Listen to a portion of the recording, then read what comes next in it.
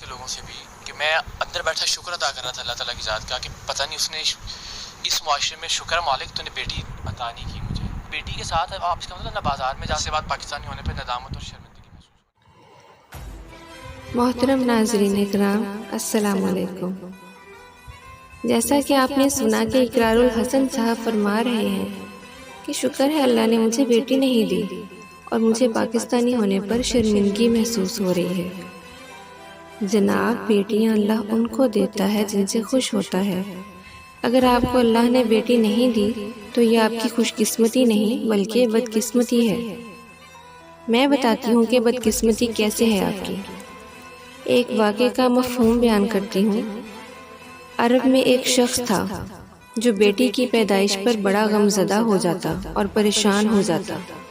حضرت علی رضی اللہ تعالیٰ عنہ کو جب یہ بات پتہ چلی تو آپ نے اسے بلایا اور کہا کہ اے انسان، ایک بات یاد رکھنا کہ اللہ ہر انسان کو بیٹی نہیں دیتا بلکہ اس شخص کو بیٹی دیتا ہے جسے جنت میں داخل کرنا چاہتا ہے اور اس کے گناہوں کو معاف کرنا چاہتا ہے اور اس کی آخرت کو بہتر بنانا چاہتا ہے. اے شخص، بیٹی اللہ کا بہت بڑا تحفہ ہے. یاد رکھنا، میں نے اللہ کے نبی حضرت محمد صلی اللہ علیہ وآلہ وسلم سے سنا ہے. آپ صلی اللہ علیہ وآلہ وسلم نے فرمایا، جس کا مفہوم ہے جس کو اللہ نے 3 بیٹیاں دی، اس نے ان کی اچھی پرورش کی اور شادی کر دی تو جنت میں وہ میرے ساتھ ایسے ہوگا جیسے ہاتھ کی 2 انگلیاں، یعنی بالکل ساتھ ہوگا.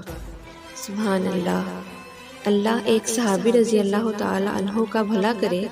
اس نے کہا، یا رسول اللہ، اگر کسی کی 3 بیٹیاں نہ ہوں، 2 بیٹیاں ہوں تو آپ صلی اللہ علیہ وآلہ وسلم نے فرمایا وہ بھی جنت میں میرے ساتھ ایسے ہی ہوگا.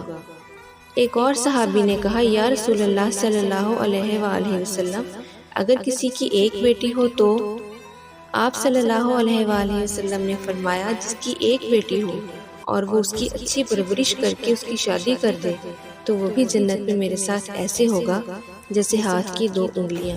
سبحان اللہ. جنت میں اگر ہمیں حضور اکرم صلی اللہ علیہ وآلہ وسلم کا ساتھ مل جائے تو اور کیا چاہیے؟ بتائیں مجھے ایسا کوئی اور عمل یا نیکی ہے جس کی بدولت آپ کو جنت میں حضور اکرم صلی اللہ علیہ وآلہ وسلم کا ساتھ مل سکے؟ تو اقرار صاحب بتائیں کہ آپ خوش قسمت ہیں یا بدقسمت؟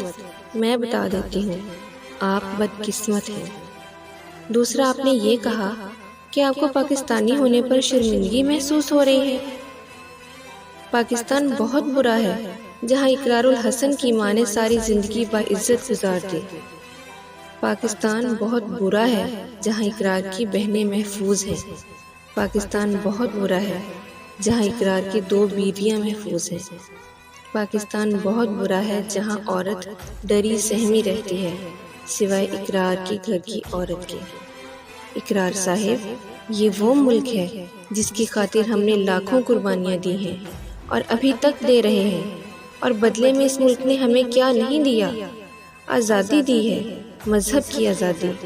ارے اقرار، تم آزادی کی قدر پوچھو کشمیریوں سے، ہندوستان میں رہنے والے مسلمانوں سے پوچھو. اسی ملک نے تمہیں عزت دی، دولت دی، شہرت دی، اور تم اسی ملک کو بدنام کرنے لگے ہو. تم کو شرم نہیں آتی؟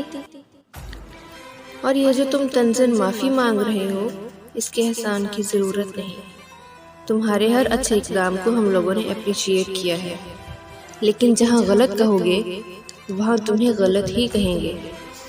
تمہارے سرعام کے تمام پروگرامز بلا شبہ اچھے اقدام ہیں، لیکن بیٹی اور ملک پاکستان پر تمہارے بیان نے ہمارے دل توڑ دیے ہیں.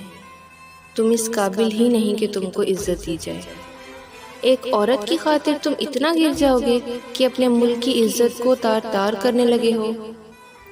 میں مانتی ہوں کہ مینار پاکستان پر جو ہوا غلط ہوا، مگر کہانی کا دوسرا عکس بھی تو دیکھیں. ادارے کام کر رہے ہیں. ان 400 میں سے جو بھی گناہ گار ہے اسے اس دنیا میں سزا ملے نہ ملے لیکن آخرت میں ضرور ملے گی. لیکن آپ کی وجہ سے دنیا بھر میں جو امیج جا رہا ہے ملک کا، وہ اس کا حساب کون دے گا؟ دوسرے ممالک میں کیا کچھ نہیں ہوتا رہا ہے؟ کبھی کسی ملک کی سیلیبریٹی نے یہ الفاظ اپنے ملک کے خلاف کہے جو آپ نے کہے ہیں؟ کینیڈین روزی گیبریل بھی ایک عورت ہے جو کہ پورا پاکستان گھومی ہے، وہ بھی بائک پر، اور وہ بھی اکیلے۔ لوگوں نے ہر جگہ اسے کتنی عزت دی، کسی ایک نے بھی اسے بری آنکھ سے نہیں دیکھا، جبکہ وہ ہر وقت یا زیادہ تر پینٹ شرٹ ڈریسنگ میں رہتی تھی۔ وجہ یہ ہے کہ اس کی آنکھ میں شرم تھی، کردار میں حیا تھی۔ اس نے بے حیا لوگوں کو اپنا فین نہیں بنایا۔ خدا را پاکستانی معاشرے کے مردوں کو اس طرح سے رسوا نہ کرے۔